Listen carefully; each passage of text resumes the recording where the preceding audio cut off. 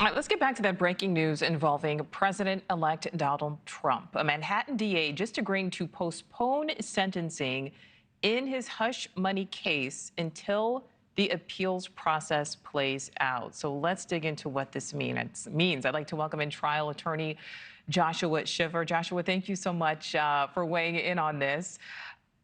Breaking news, but wasn't this kind of expected?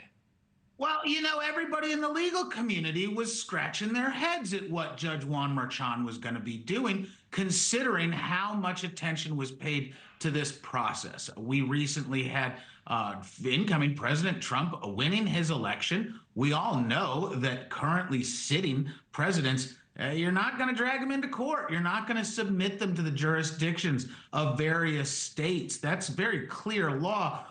So what we ended up with was a conviction without a sentence.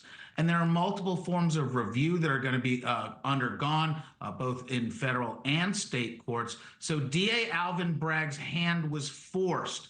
I don't believe there was really any likelihood that a sentence could be imposed prior to the installation and inauguration of incoming President Trump here in January, at least not one that wouldn't interfere with his role as the incoming president of the United States. So what DA Alvin Bragg has recently announced is that he does not believe in dismissing the case, but in understanding that sentencing isn't appropriate, he's asked the court to postpone it.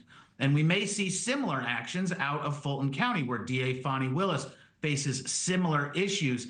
And what DA Alvin Bragg is doing as of this moment is allowing those appellate courts to do a full and thorough review while reserving the sentencing for incoming President Trump, which would then presumably occur after the expiration of his term in 4 years. So when he would be 82 years old. So Joshua, I want to dig into what you said there, that the DA is saying that other options besides dismissal must be explored. So as you said, he doesn't want this dismissed. It could potentially be revisited in 4 years. But what does that really mean for right now?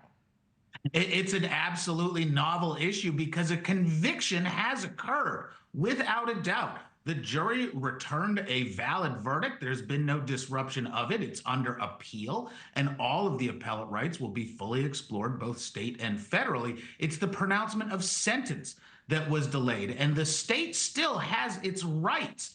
You can view the sentence as almost an asset where the state has the opportunity and arguably the obligation to follow the instructions of the jury who did find a conviction. It's the enforcement of that sentence that would be fundamentally impossible. We've never had a situation where someone would be placed under sentence, presumably, and then installed as president of the United States, triggering the supremacy clause. It's also a practical matter.